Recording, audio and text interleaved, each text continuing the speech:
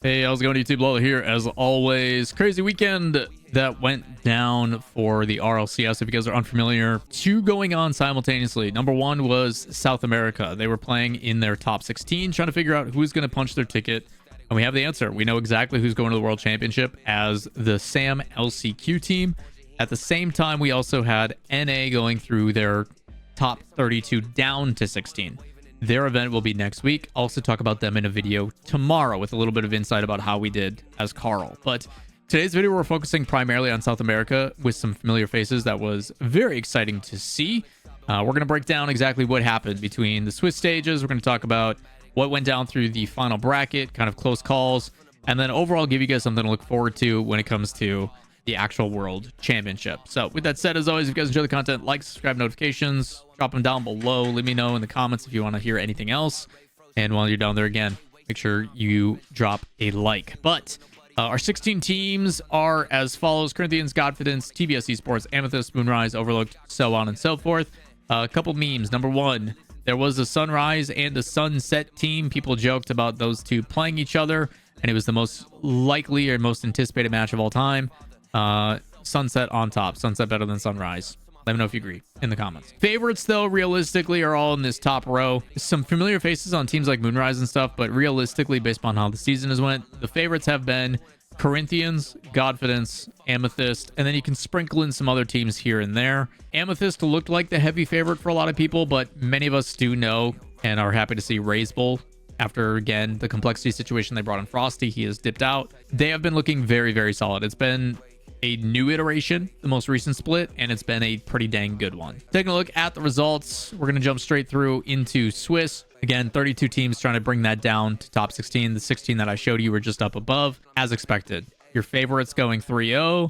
The ones behind them also, like Godfidence, going 3-0, with some others kind of sprinkled in. Familiar faces towards the top. It's the way it should be. That's the expectation. What I really want to talk about, though, is how groups went. Shoutouts to Duds Mello as well for doing a Portuguese stream. It's pretty dope. We're actually trying to decide, does the Corinthians team speak in Portuguese or do they speak in something else? Because 2/3 of it is from Brazil. We don't know. Reysbull's from Chile. So Amethyst going perfect. Overlooked dropping games. Again, Overlooked was, to me, a little bit lesser out of that other side of the 3-0s. But Moonrise makes it through. Ironically, an FF in their last series. Not sure what happened there. And then Sunset with Kyle and Card does make it through. On Group B, pretty straightforward. We did get an upset from TBS, one of the other top 4 seeds, so I was very happy to see them. Royales is a regular here. He hangs out with us, so glad to see those guys performing well and getting that upset. It's a huge deal going 2-0 in these because it does give you top 6, and it gives you an extra life going into a single elim tournament. Pretty advantageous. On the other side, Corinthians as well. One of the other favorites going 6-0. So Corinthians and Amethyst were the favorites. That's kind of what we expected with Godfidence, and then very likely Overlooked or Moonrise slightly behind. We didn't get to see everything out of Moonrise because the forfeit. Our final bracket, we did get some really exciting matches out of the gate. Amethyst proves, hey, we're a step ahead. Corinthians doing the exact same thing. Obviously in a best of 7, usually a little bit of time to adjust.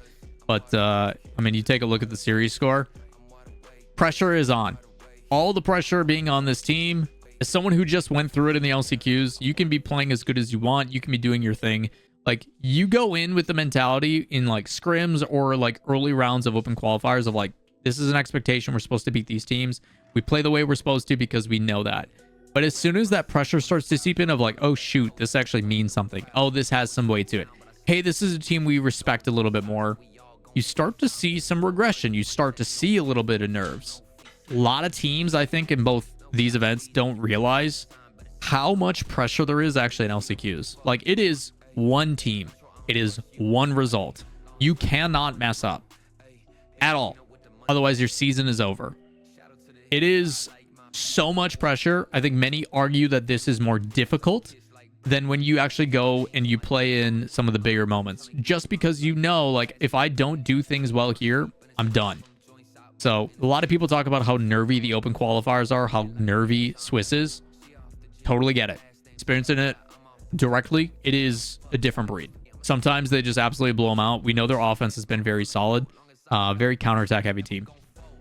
On the low side of the bracket, though, things to be as expected. The high seeds winning out, like Moonrise and Godfidence, like we mentioned. TBS over Moonrise was to be expected. They were a top 4 seed. I forget what the name they used to go by. but they've been playing pretty consistently. And then Overlooked and Confidence. We talked about that in Swiss. I expected them to have a higher score and have a higher differential, but Buchholz wasn't in their favor.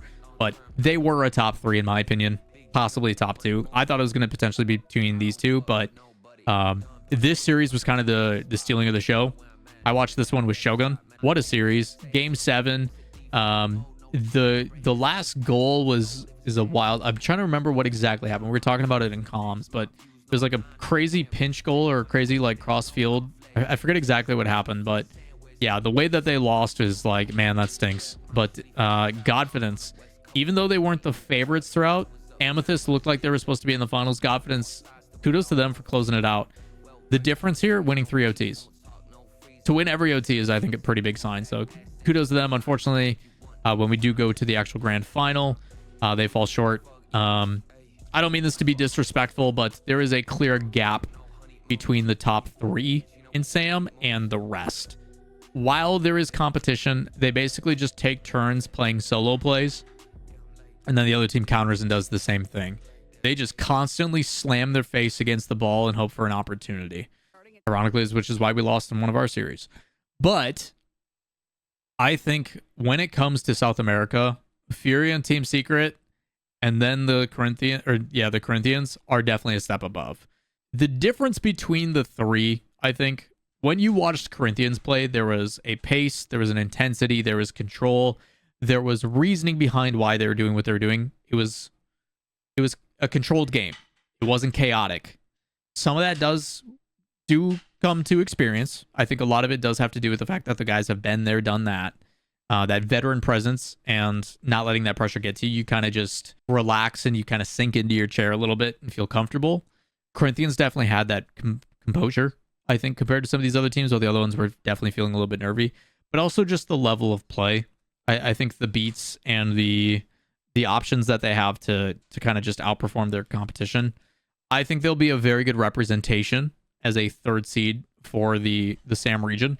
And the other thing, selfishly, is I'm very happy to see Reysbull back at World Championship. I think Reysbull has kind of had a really weird situation with playing in both North America and South America, kind of back and forth. So for him to kind of get the boot and then make it back to the World Championship, I'm actually very excited. I don't know what Complexity situation is going to be next season. I don't know if they are going to, due to financials and stuff like that with Complexity, move back to South America for a more guaranteed run into the World Championship. I think that makes it very difficult for Secret and teams like Corinthians if Complexity decides to go back to SAM like they did before. But it's got to be stressful on the players to go back and forth every single season. I wouldn't be surprised if come 2026 Complexity plays in South America. At the same time, like, they're a team that are within striking range. Like, many people have them as the favorites in NA LCQs, which coincidentally enough, we'll be talking in tomorrow's video. Congrats to Reysbull and the guys. I'm very, very happy for them. I know it's tough when you make a last-second change to only have a split to put it together, but they definitely do look like a step ahead. Looking really, really good. They should feel very confident in the play-ins. What does that actually mean for the bracket? They're the 4 seed. They will be playing Gen G. So Corinthians, after qualifying, get the lovely opportunity to play Gen G. That is who their competition is going to be, as they are the lowest seed out of the 4 regions. So Gen G and Corinthians are locked in. You then also have Team Rock and Foot locked in. So pretty interesting stuff. A lot of prep time for those, but for all those teams like Gen G and stuff, they've still got EWC coming up. So that's going to do it for today's video. Tomorrow, NA LCQs, we're going to talk a little bit of insight, what happened with Carl, everything else, but that is going to do it for me. As always, if you guys enjoy the content, like, subscribe, notifications. We'll catch you in the next one. Peace.